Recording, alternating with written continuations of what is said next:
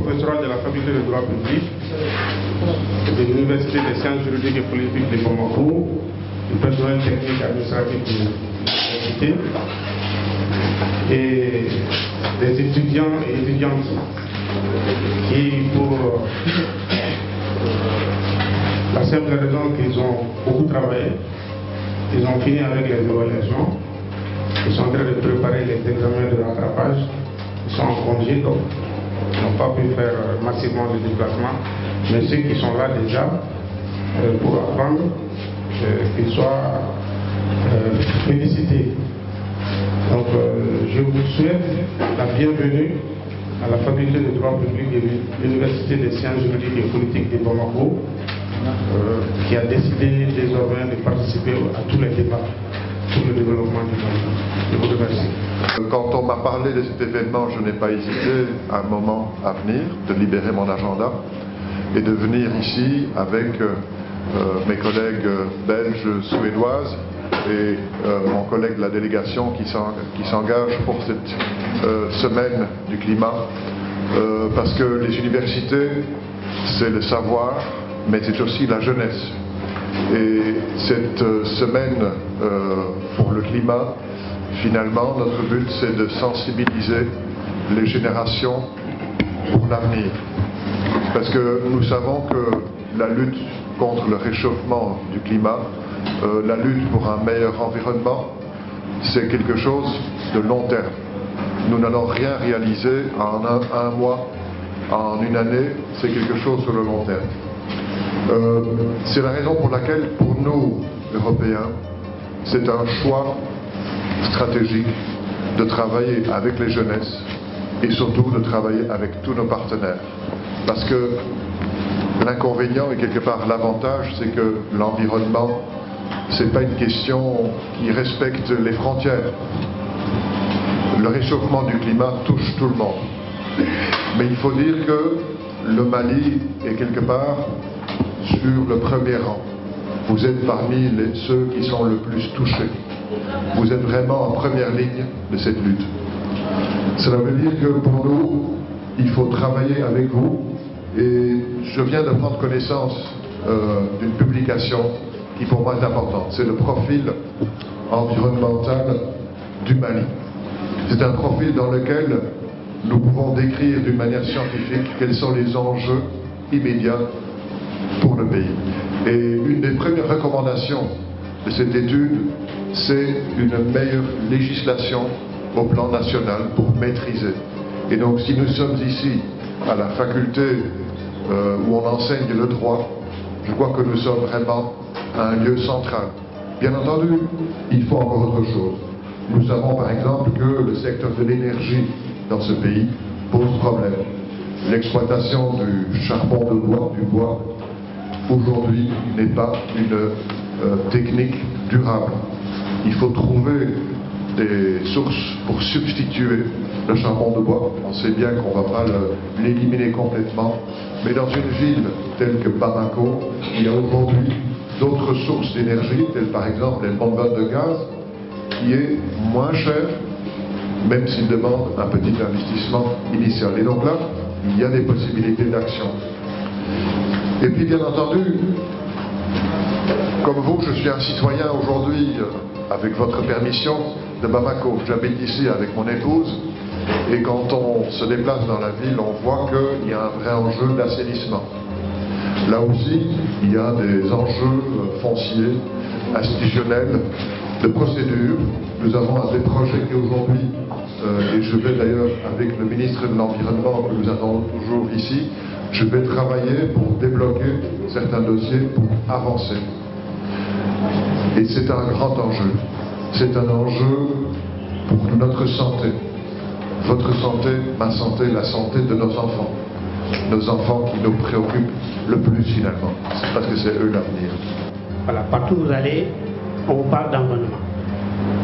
Et nous, à l'université, nous avons déjà eu des initiatives dans ce sens. Nous venons de mettre en place un master en droit de la santé et droit de l'environnement qui va bientôt ouvrir ses portes. Les étudiants sont en train d'être recrutés. Donc dans le domaine de la formation et dans le domaine de la recherche, nous sommes en train de faire des efforts dans ce sens. Nous avons aussi des doctorants dans les laboratoires qui travaillent sur ces questions-là, non seulement au laboratoire à la faculté de droit public, mais aussi dans les laboratoires se trouvant donc dans les autres facultés. Donc c'est l'occasion pour moi de dire que nous sommes très intéressés par les débats et nous vous encourageons vivement, n'est-ce pas, à prendre des activités de ce genre pour permettre à l'université d'avoir une vie pédagogique et scientifique bien animée. Voilà, et au nom du recteur ainsi qu'au nom du ministre de l'Enseignement supérieur de la recherche scientifique, est déclaré ouvert les travaux et la conférence. Essayez de vous intéresser à l'environnement. Dites-vous qu'aujourd'hui c'est un défi. Le profil environnemental, il est là. Il y a les dégâts, il y a les constats, mais il y a des recommandations. Intéressez-vous à l'environnement, c'est le message que je veux passer. Et je reste disponible, en tout cas en tant que madame qui a une fibre environnementale, à partager ma petite expérience avec vous tous. Et j'espère qu'il y aura d'autres rencontres de ce genre. En tout cas, merci beaucoup et félicitations. Donc on a fait une conférence débat aujourd'hui sur le profil environnemental du Mali, élaboré par les soins de l'Union européenne. Donc l'Union européenne soutient notre pays dans son développement et le pays étant à économie rurale, il a estimé qu'il fallait faire la carte d'identité environnementale du pays pour voir quels sont les aspects sur lesquels il faut appuyer cette collaboration-là pour aider notre pays dans son développement. Donc nous avons présenté ce profil environnemental du Mali et l'étude révèle que notre pays a beaucoup d'atouts parce qu'il y a beaucoup de ressources naturelles,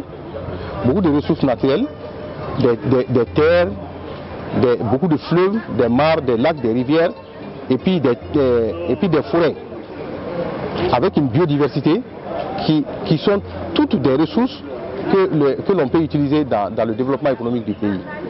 Bon, donc le pays est bien doté, mais cependant, pour son développement, on a constaté que ces ressources-là sont mal gérées.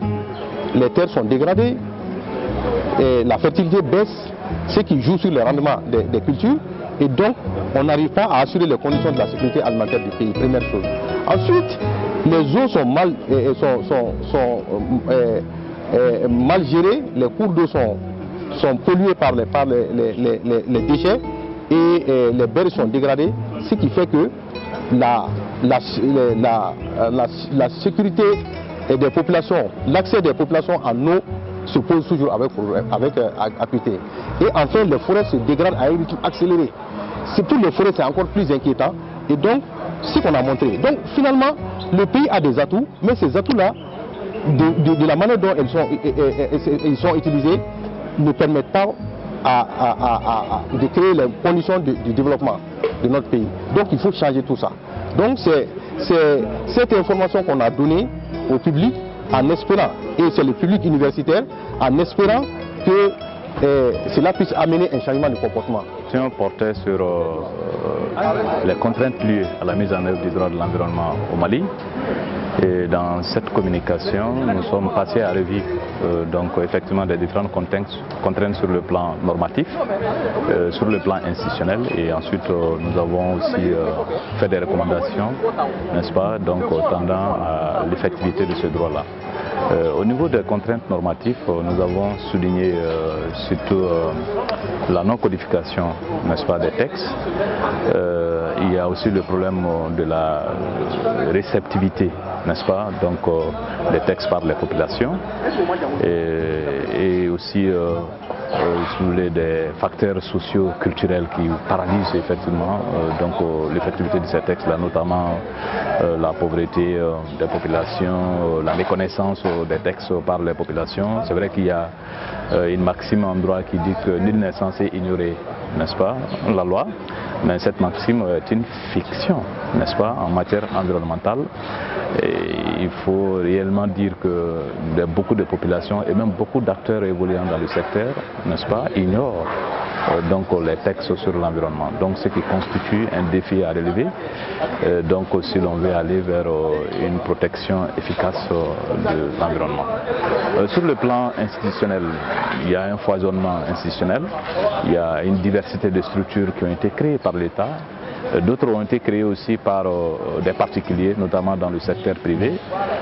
Donc c'est ce bon monde musulman qui intervient et qui s'implique dans la protection de l'environnement. Sauf que ces structures rencontrent des obstacles sur leur chemin quant à la mise en œuvre, en tout cas, des règles sur l'environnement. Parmi ces obstacles, on a vu le défaut de coordination très souvent entre les structures. Il y a des chevauchements de compétences ou même des duplications structurelles aussi qui existent de part et d'autre. Et les instruments mis à leur disposition leur permettant aussi de mettre en œuvre les textes, notamment la planification environnementale, les politiques, les stratégies, les plans, souvent chevauchent. Et il y a manque de coordination, manque de cohérence, même souvent de cloisonnement au niveau de ces instruments de la planification. Donc ça, c'est quelques contraintes en tout cas que nous avons à relever avec bien d'autres, n'est-ce pas, qui font que la mise en œuvre du droit de l'environnement au Mali se trouve quelque peu paralysée, n'est-ce pas, et qu'il faut un changement de paradigme, n'est-ce pas, qui passe par une refondation structurelle, par une codification pure et simple pour identifier l'ensemble des instruments applicables en la matière et rendre accessible et lisible et aux professionnels et au grand public. Mais aussi la valorisation, n'est-ce pas, juridique des méthodes traditionnelles et aussi des conventions locales sur l'environnement qui sont beaucoup plus pertinentes. Voilà donc en substance ce qui ressort justement de cette communication. Alors nous avons tiré beaucoup de choses, nous sommes très ravis de ce séminaire-là parce que ça nous a permis d'approfondir une fois de plus nos connaissances sur les questions de dégradation climatique, sur les questions de changement climatique.